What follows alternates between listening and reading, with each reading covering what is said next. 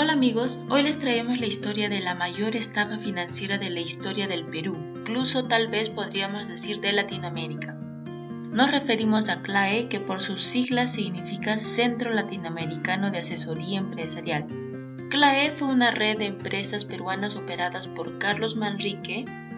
Este negocio se trató de un sistema de esquema piramidal que fue popular en la década de 1990.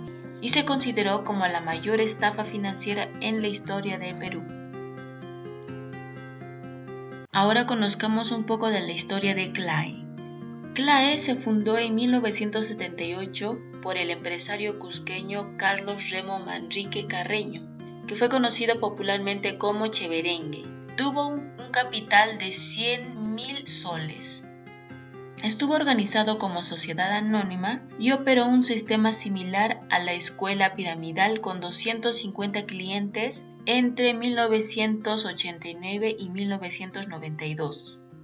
Los inversionistas eran empleados públicos jubilados y exoficiales de las Fuerzas Armadas, con la promesa de retornar los fondos con jugosas ganancias. Para entonces, en 1993, esta red captó fondos de $200 millones anuales. Las sospechas motivaron a la Superintendencia de Banca y Seguros solicitar el origen de los ingresos. Y fue en 1994 donde se descubrió la estafa. La superintendencia tomó acciones legales y Carlos Manrique fugó a Estados Unidos y hubo un intento de soborno a Vladimiro Montesinos para ocultar este escándalo.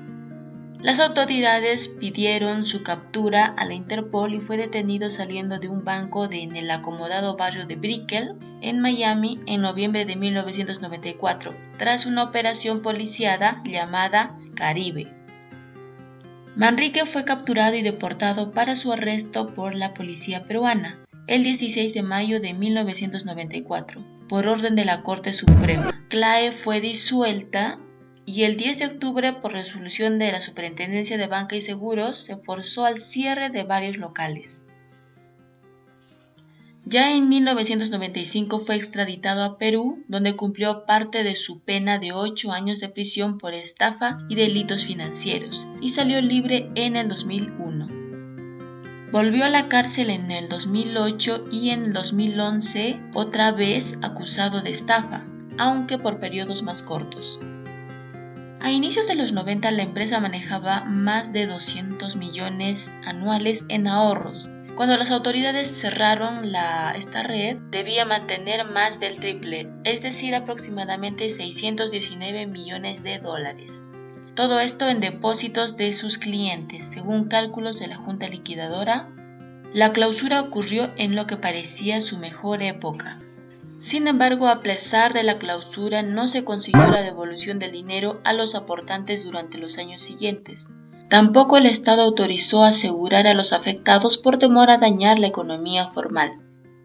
En el 2017, la Comisión Liquidadora reanudó las devoluciones del aporte para unos 32.000 exclaeístas, pero por un máximo de 500 soles, que es aproximadamente como $135 en ese momento, que es una cantidad mínima comparada con lo que muchos habían invertido.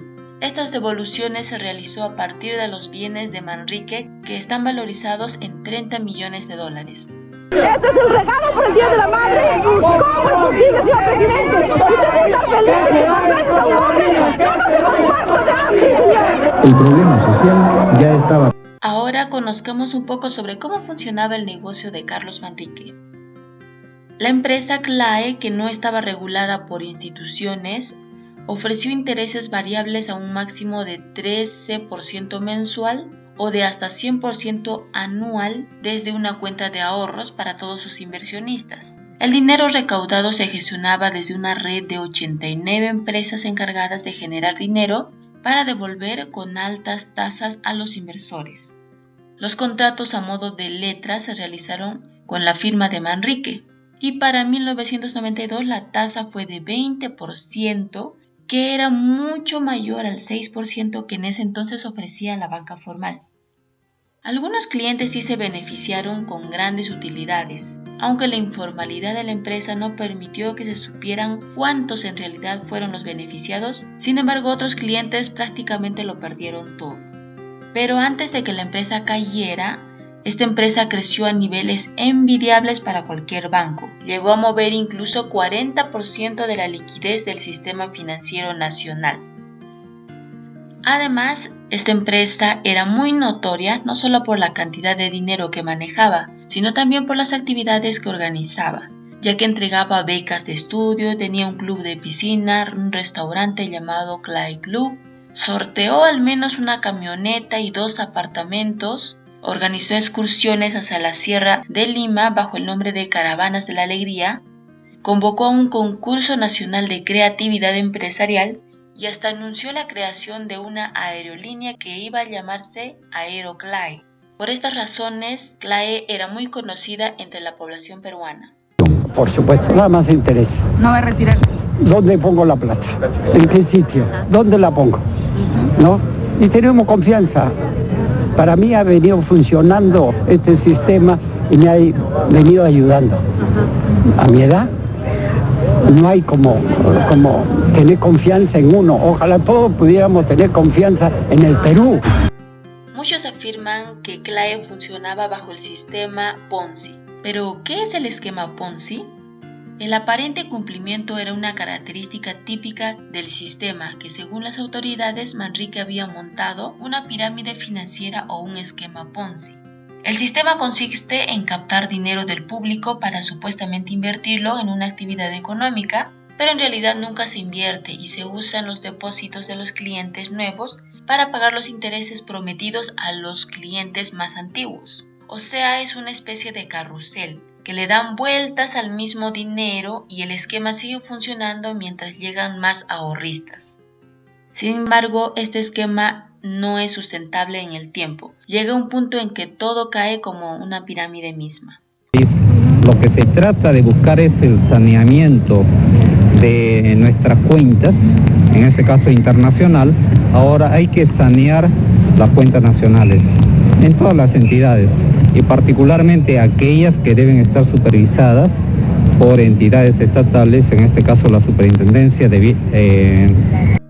En la actualidad, Carlos Manrique culpa a las autoridades del fracaso de Clae y nunca reconoció que existió alguna estafa. Eso ha sido todo por hoy.